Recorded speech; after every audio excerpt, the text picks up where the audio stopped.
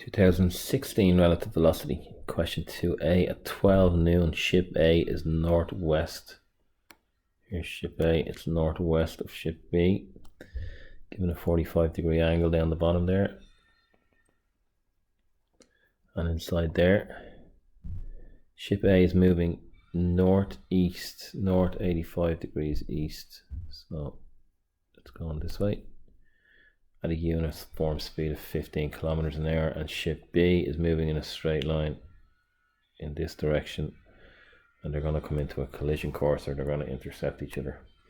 So we need some angles inside this triangle. So if we drew a straight line across there, we could see that that one will be 45 and this one in here will be 5.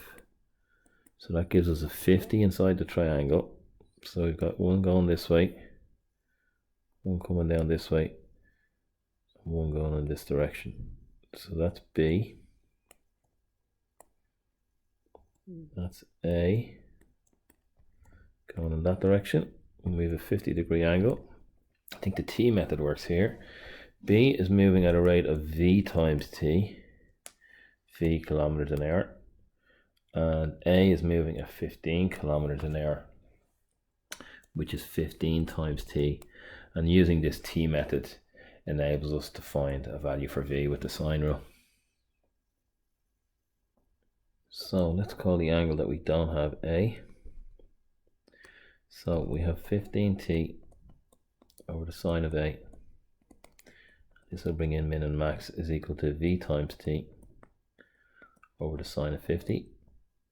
So if we cross multiply and divide by 50, we're going to get 15 sine 50 is equal to V sine A. So it's equal to V sine A. So I'm just going to write equals V, and I'm going to put the sine A underneath. Right, so sine can give loads of values from 0 all the way to 1. So understanding max and min.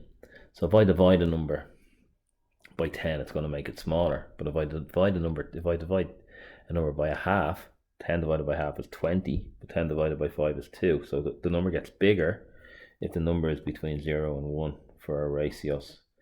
So what are we asked for here? The least possible value of V would mean that this would have to be a max. So if this is any number less than 1, V increases. So sine A is equal to 1. So we get 15 sine 50 is equal to V. 15 sine 50 has to be equal to V.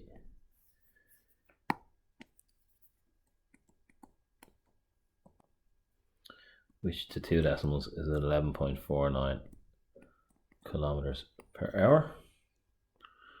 And if V is 13, find two possible directions. So this is where sine will give us two values that the ship can travel in order to intercept A. Well, I think we can do the same. V is 13, so if I scribble out the V, we're told that V is 13.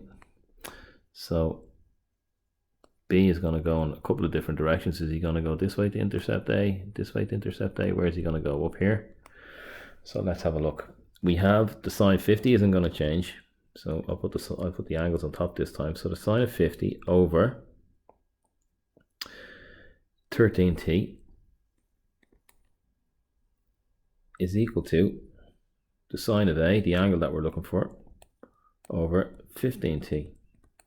So multiplying by t this time and cross multiplying, we get 15 sine 50 is equal to 13 sine A. So just leave your sine A there and put your 13 underneath.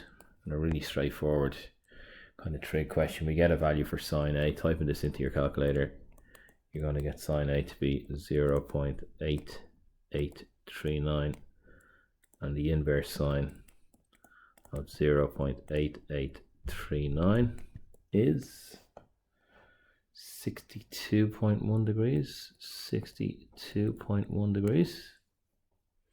And if we do our unit circle, you know, you just have to take it away from 180, but we have a 62 in here that works for us. Sine is positive in here and here, so just draw another angle of 62.1 where sine is positive. We're going to get this angle in here to be the second angle. So 180 minus 62.1 is going to give us 120 minus 2.1, which is 117.9 degrees.